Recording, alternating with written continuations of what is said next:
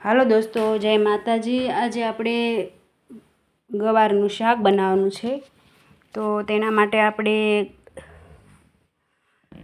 એના ડીટિયા તોડી લઈશું। બંને બાજુથી ગુવારને ડીટી લઈશું। એમ આપણે ગુવારને ડીટિયા તોડી અને બંને બાજુથી તોડી અને આપણે એને પાણીમાં નાખી દેવાનું, એટલે ગુવારની સારી રીતે ધોવાઈ જાય। એમ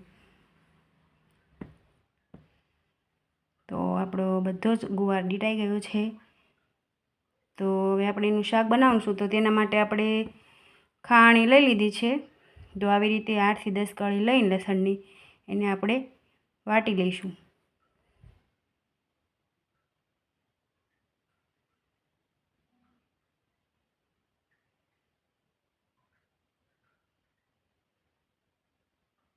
જો આવી જ રીતે આવું કરી નાખવાનું ઝીણું સાવ। અને પછી આપણે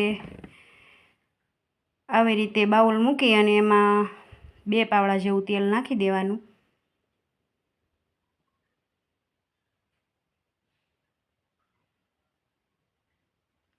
તો આપણે રાઈ નથી નાખવાની, 1 ચમચી જીરું નાખવાનું છે।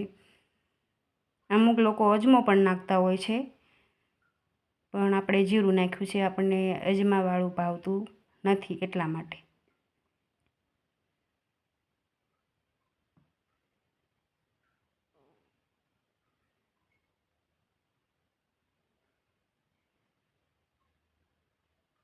જીરું સતળા જાય એટલે આપણે હિંગ નાખી દેવાની 1/2 ચમચી,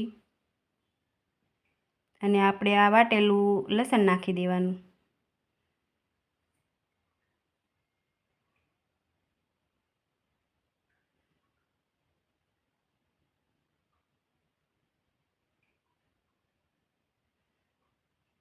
હવે આપણે સ્વાદ અનુસાર મીઠું નાખી દેવાનું અને હળદર નાખી દેવાની 1/2 ચમચી જેવી। આ બધું સરસ મજાનું મિક્સ કરી લેવાનું।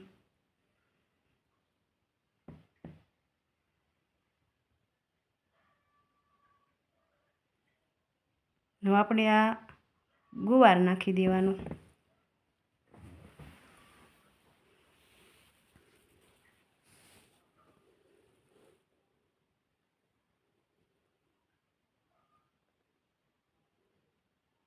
તમે કુકરમાં પણ બનાવી શકો છો, તપેલીમાં કે કુકરમાં, ગમે તેમાં બની શકે। એમ કુકરમાં જલ્દીથી બની જાય છે।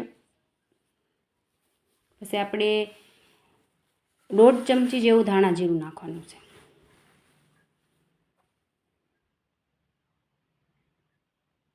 અને આપણે 1/2 ચમચી જેવી ખાંડ નાખવાની છે।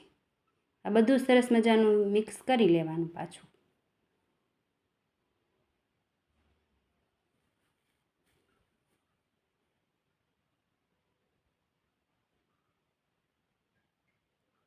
બધું સરસ મજાનું ચડવા દેવાનું। આવી રીતે બધું નાખીને સરસ મજાનું આપણે ચડી જવા દઈશું। તમે કેવી રીતે ગુવારનું શાક બનાવો છો કમેન્ટમાં કહેજો। આવી રીતે આપણે લાલ મરચાંની ચટણી નાખી દેવાની, લસણવાળી। તે તમે કોરું પણ નાખી શકો છો, કારણ કે આપણે લસણ તો નાખ્યું જ છે। ચટણી નાખીને આપણે આવી રીતે એને મિક્સ કરી લઈશું।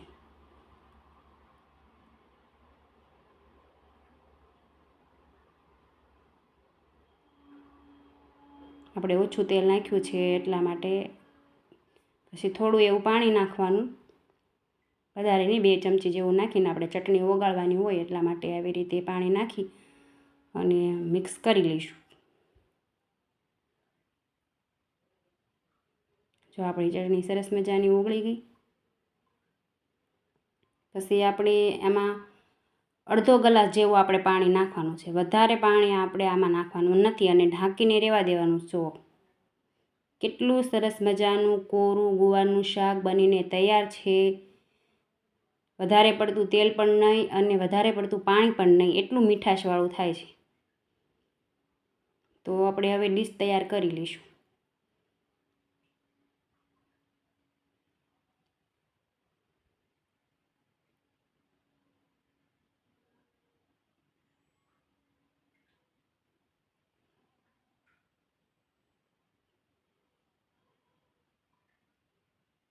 આપણે જો સંભારો બનાવેલો છે, કાકડી છે, કોબી છે અને ટમેટાં છે.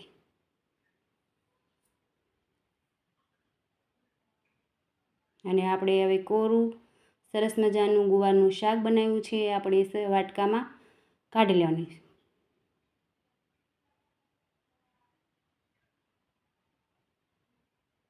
એટલું સરસ ચટપટું ને ખાટું મીઠું સરસ મજાનું શાક બનીને તૈયાર થાય.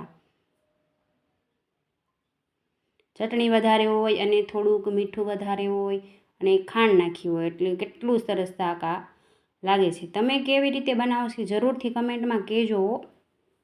હું તો આવી રીતે બનાવું છું. તો આપણું આ ગુવારનું શાક ને સંભારો, અને આપણી સાથે જો તમારે છાશ લેવી હોય તો તમે છાશ પણ લઈ શકો છો. આપણે દહીં લીધું છે તો આપણે આમાં દહીં લઈ લઈશું.